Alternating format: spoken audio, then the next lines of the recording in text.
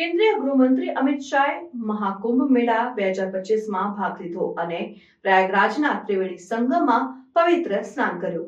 ઉત્તર પ્રદેશના મુખ્યમંત્રી યોગી આદિત્યનાથ અને અન્ય મહાનુભાવો સાથે શાહે વિધિવત સ્નાન કર્યું અને પવિત્ર અક્ષયવટ વૃક્ષ પાસે પ્રાર્થના કરી. મહાકુંભ મેળો જે 13 જાન્યુઆરીએ શરૂ થયો છે, વિશ્વના સૌથી મોટા ધાર્મિક મેળાવડા પૈકીનો એક છે, જે લાખો ભક્તોને આકર્ષે છે. તેમની મુલાકાત દરમિયાન અમિત શાહે આ ઇવેન્ટ માટે તેમની શ્રદ્ધા વ્યક્ત કરી. તેણે સનાતન સંસ્કૃતિના સતત પ્રવાહનું અનન્ય પ્રતીક તરીકે વર્ણવ્યું. તેમણે એકતા અને અખંડિતતાના મહત્વ ઉપર ભાર મૂક્યો. કુંભ આપણા સનાતન જીવનના દર્શનને પ્રતિબિંબિત કરે છે. પવિત્ર સ્નાન કર્યા પછી અમિત શાહે તેમના પરિવાર સાથે ત્રિવેણી સંગમમાં આરતી કરી.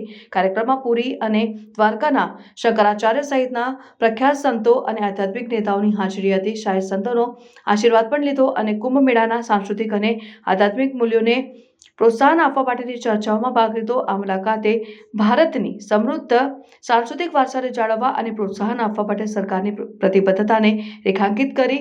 મહાકુંભ મેળો 26 ફેબ્રુઆરી સુધી પ્રયાગરાજમાં ચાલુ રહેશે, જે ભક્તોને વિવિધ ધાર્મિક વિધિઓમાં ભાગ લેવા અને આધ્યાત્મિક શાંતિ મેળવવાનો અવસર પૂરો પાડે છે.